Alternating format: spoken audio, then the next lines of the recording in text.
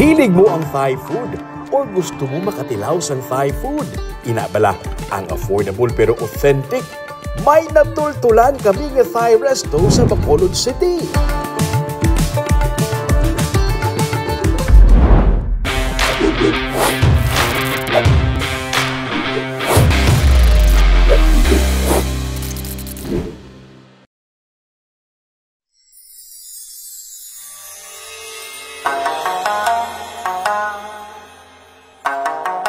Pad Thai o kunang stir-fried rice noodles nga matilawan sa mga kalye sang Thailand kag syempre ang ilang national dish.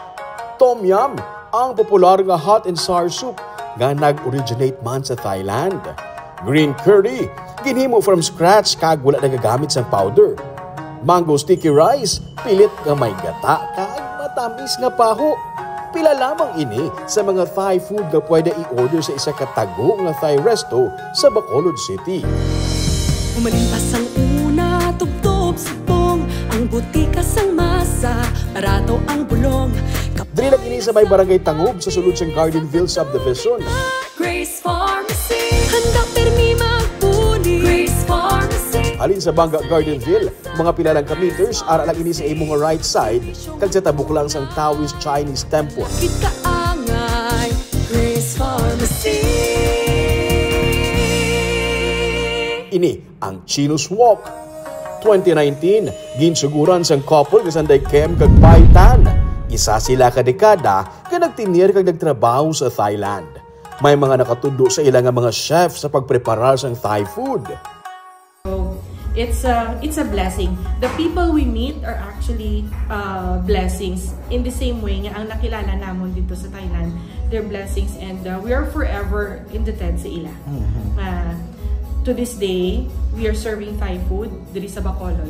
So we are truly grateful sa amo na nga opportunity nga naka-work kami dito.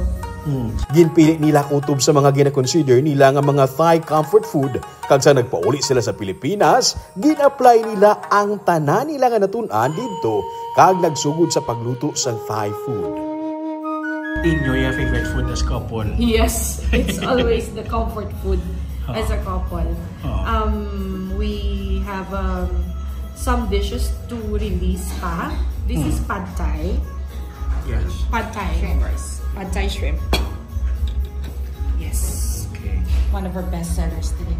So, amo gina yung mga paborito na duha? Yes, I think pretty much kung mag-visit ka sa Thailand, you cannot go home without trying every single Thai dish na gusto mo matilawan. You always hear about them.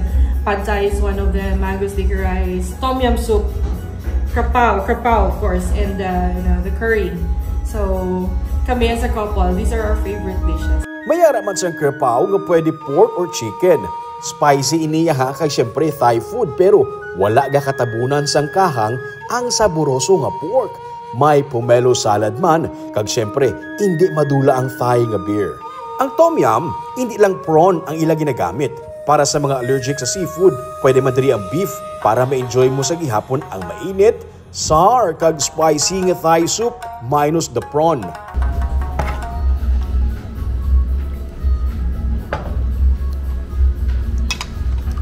So kung allergic kayo sa shrimp, sa prawn, no? Tom Yum gusto mo, pwede mo siya i-adjust powder kasi meron sila sang chicken, may beef, may pork nga, Tom Yum para sa mga allergic sa seafood, parehas ko.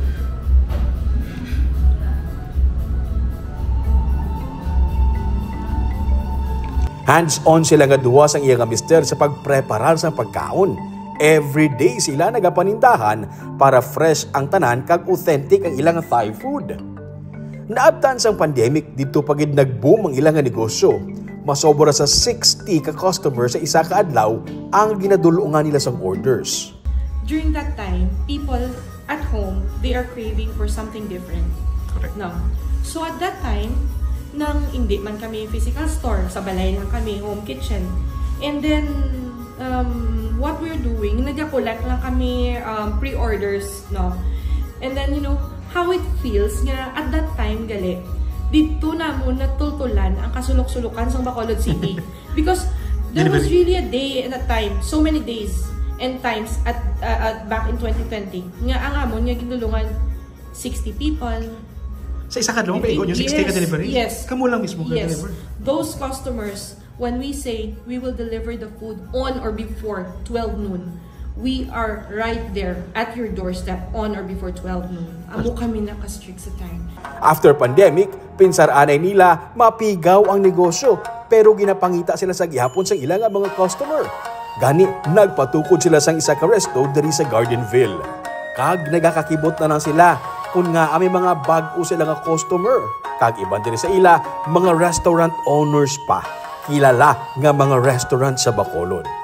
Kag syempre, since Thai Resto, hindi madula ang mga paborito sang titos and titas nga mga inhaler kag banyos halin mismo sa Thailand. May-ari man ni sila. Kung naubos na ang imo nga supply, baw, panulto lang di kay, damo ka di sang pilian ato niya. Para kay Pai, ang pinakasikreto sa pagpadayon sang ilang negosyo nga soon maga-expand pagid kay sila mismo sang iya nga mister ang nagapangamot para ma-maintain ang quality. Diri sila abi nakilala sang ilang mga suki. It's the most fulfilling part is at the end of the day when customers interact with you and just say a simple thank you. Pasalamatan na nakon sa mahal makako nga ng we are hands-on in a way na hindi man kami gusto i-compromise bala ang food. When people expect so much from you, we will serve you with the things that we know best. Next time nga mag-crave ka or gusto mo lang mag-try magkaon sang Thai food, hindi malipat, may Secret Thai Resto diri sa Gardenville Subdivision. Sikreto nga kadamo na nakahibalo kaya mga nakatilaw, nagapasa-pasa na sang istorya sang ila natilawan nga pagkaon diri sa may Chinos Walk. Para updated ka sa episode sa Tripping ni Romeng, i-follow mo nga Facebook page at YouTube channel, Digicast Negros. Sige-sige lang sa pagbangon. Ako si Romeo Subaldo, kagini ang Tripping ni Romeng.